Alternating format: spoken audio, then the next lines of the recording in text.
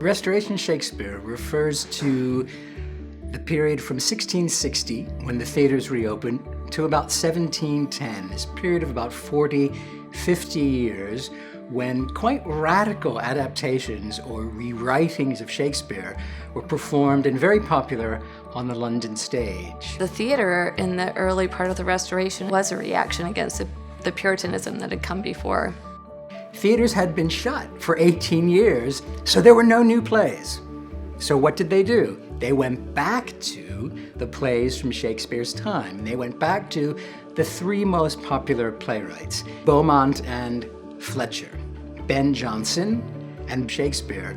The interesting thing is that the plays by Shakespeare were the plays that nobody wanted. They wanted Beaumont and Fletcher because they thought those were the most crowd-pleasing. And Shakespeare, they just kind of, well, you take these plays and you take these plays, and it won't really make any difference. They're not very, very popular.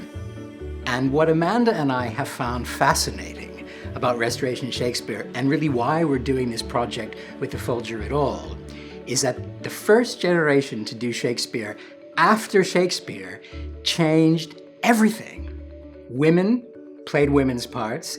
Finally, the theaters moved totally indoors to a proscenium arch stage. There was massive scenery on a scale that Shakespeare didn't know, and much more use of integrated music and dancing to tell the story. It's not to say that those things hadn't existed in the pre-Restoration theater. They had, but they were amplified. You had this long dry patch where the Puritans had clamped down. It's like, let's have fun, let's party, let's have these glitzy entertainments.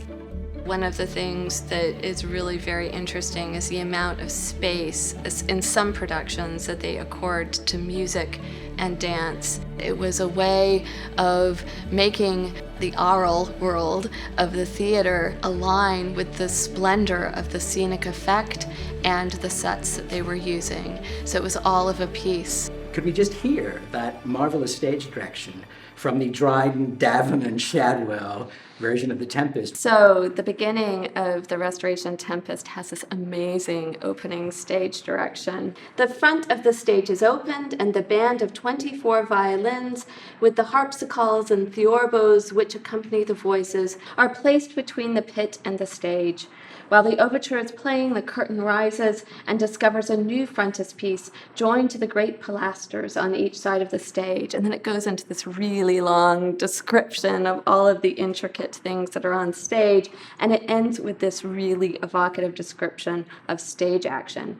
This tempest, supposed to be raised by magic, has many dreadful objects in it, as several spirits in horrid shapes flying down amongst the sailors, then rising and crossing in the air.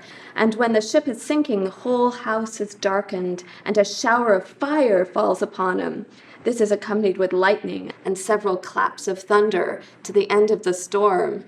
That is such a fantastic stage direction because it summarizes all the things that made Restoration Shakespeare so wonderful. So obviously they had some real resources at the Dorset Garden Theatre in 1674 to pull this off. It really gives us a sense of what was so memorable and irresistible for the audience about this kind of play. There would certainly be a disconnect between a spectator coming from the Globe and then going into a Restoration theater. They would have been thinking, where's Shakespeare? Because a lot of these revisions, the story's approximately the same, but sometimes there's added characters, sometimes a lot of Shakespeare is gone. And in part that's because they wanted to regularize Shakespeare. They wanted to make it appeal and bring it up to date with the way that people were speaking.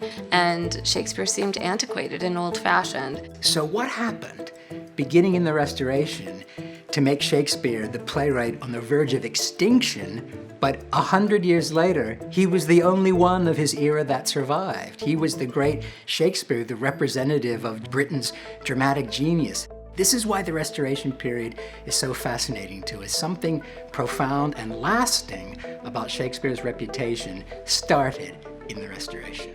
So it doesn't matter if it's now or if it's the Restoration or if it's Shakespeare's time. There's something about these characters that we recognize. We recognize their humanity, we recognize their struggles, we recognize what they're going through.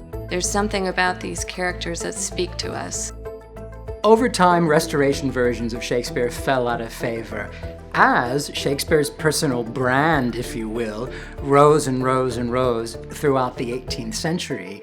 But this may be the moment to look back and recapture some of the freedom that Restoration Shakespeare gives us to think that we have something to say to Shakespeare too, not just he has something to say to us.